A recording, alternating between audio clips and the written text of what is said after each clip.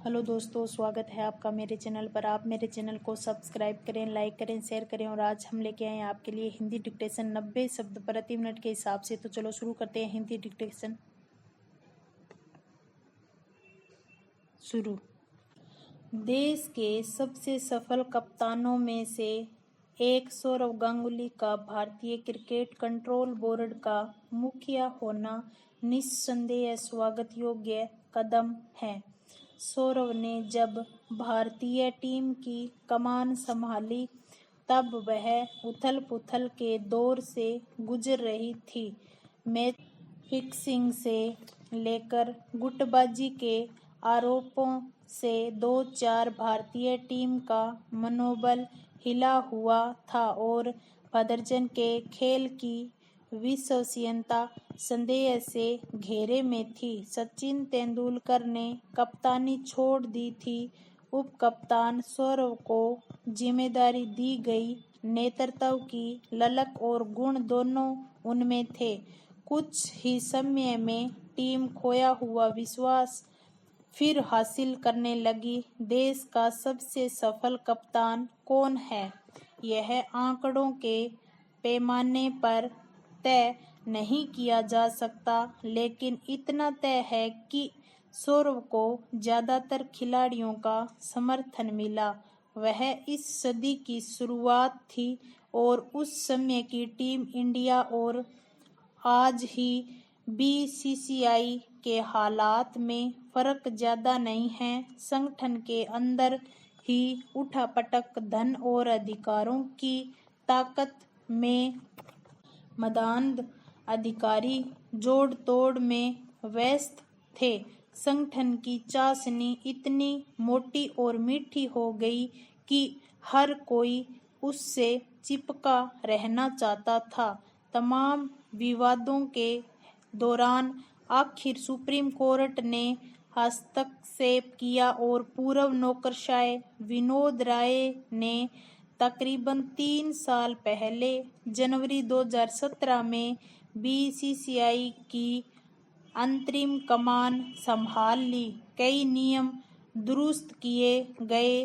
संता लोलुपो को थोड़ा विश्राम देने के लिए कूलिंग ऑफ पीरियड भी तय किया। इसी कूलिंग ऑफ पीरियड के चलते सौरव का कार्यकाल करीब 10 माह का होगा, क्योंकि पिछले 2 टर्म से वह बंगाल क्रिकेट एसोसिएशन के प्रमुख है।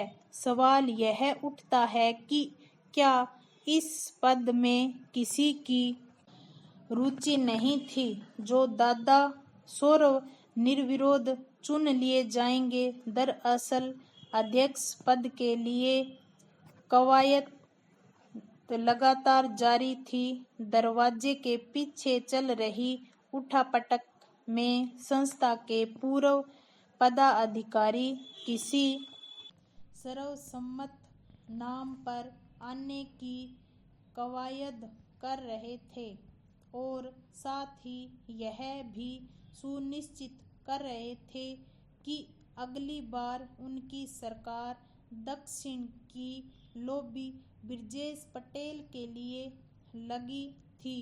रजत शर्मा का राजनीतिक सर्किल में रसूख उन्हें दमदार बना रहा था, लेकिन दादा खामोश मास्टर स्ट्रोक की तलाश में थे। पूर्व अध्यक्ष और भाजपा नेता अनुराग ठाकुर दादा की ओर से लगे थे। बीते शनिवार दादा की मुलाकात गृह मंत्री अमित शाह से हुई और सोमवार को निर्विरोध अध्यक्ष चुने जाने का रास्ता साफ हो गया। विवाद इस पर भी हुआ कि सौरव अब भाजपा का पश्चिम बंगाल में चेहरा होंगे, इसलिए उन्हें इस पद से नवाजा गया है। सवाल यह है कि जिस देश में खिलाड़ी नौकरशाह अभिनेता अपनी लोकप्रियता राजनेता बनकर बुनाना चाहते हो, जहां राजनेता खेल संघों और अन्य संगठनों पर पकड़ बनाने के लिए परेशान हो, वहां अगर सौरव के मन में भी ये चाहत हो तो हैरानी किस बात की। वैसे भी बीसीसीआई जैसे अहम संगठन में राजनीतिक पेट कोई नई बात तो नहीं है। पश्चिम बंगाल में जिस तरह से भाजपा मजबूत हुई है, यह दादा के लिए तुरुप का पत्ता हो सकता है, जो यह जैसा हुआ हो गया।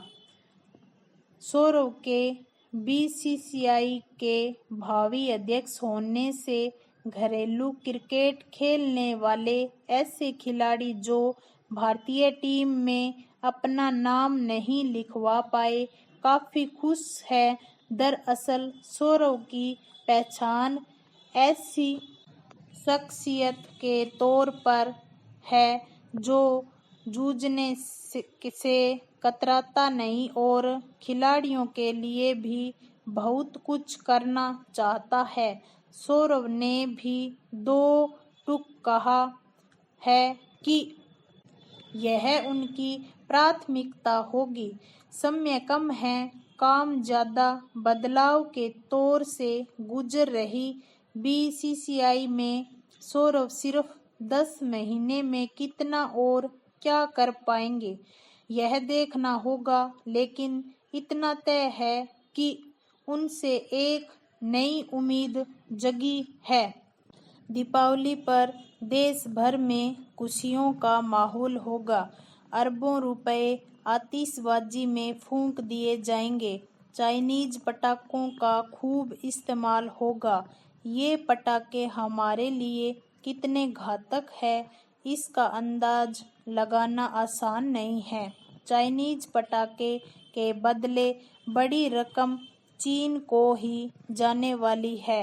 उसी चीन के पास जो पाकिस्तान के आतंकियों को पालता है। चाइनीज पटाखों के बदले प्रदूषण रहित आतिशबाजी को प्रोत्साहन देना चाहिए। आज हमारे यहाँ तेजी से एक समस्या सुरसा की तरह मुंह फैला रही है और वह है बेरोजगारी।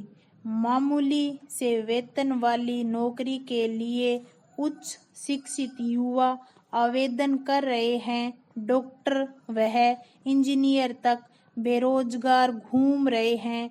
इसका कारण यह है कि आज डिग्री तो आसानी से मिल जाती है, पर रोजगार नहीं।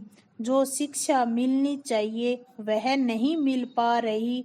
सरकार को रोजगार परक शिक्षा उपलब्ध करानी चाहिए।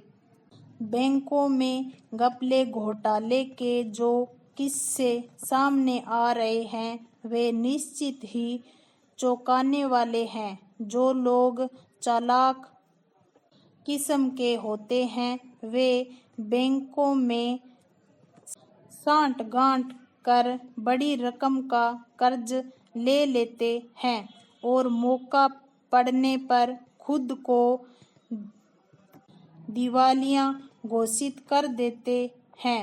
करोड़ों रुपए का कर्जा लेकर देश छोड़कर फरार होने की घटनाएं भी इसलिए ही हो रही है कि इनकी रोकथाम का कोई सिस्टम नहीं है।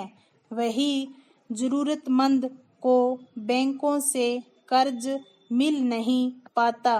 देश में आए दिन होने वाले सड़क हादसे इस बात से गवाह हैं कि सजा का प्रावधान सख्त करने के बावजूद भी अभी इन्हें सख्ती से लागू नहीं किया जा सका है। कुछ राज्य तो इन नियमों का शुरू से ही विरोध कर रहे हैं। यातायात नियमों की पालना को लेकर सख्ती होगी, तब ही लोग हादसों को लेकर सतर्क होंगे। सजा का डर ही यातायात नियमों की पालना के लिए बाध्य भी करेगा। सरकारों को इस दिशा में पहल करनी होगी। जब बिना गारंटी कोई कर्ज नहीं देते तो फिर बड़ी मात्रा में एनपीए कैसे हो जाता है। पाई स्टॉप।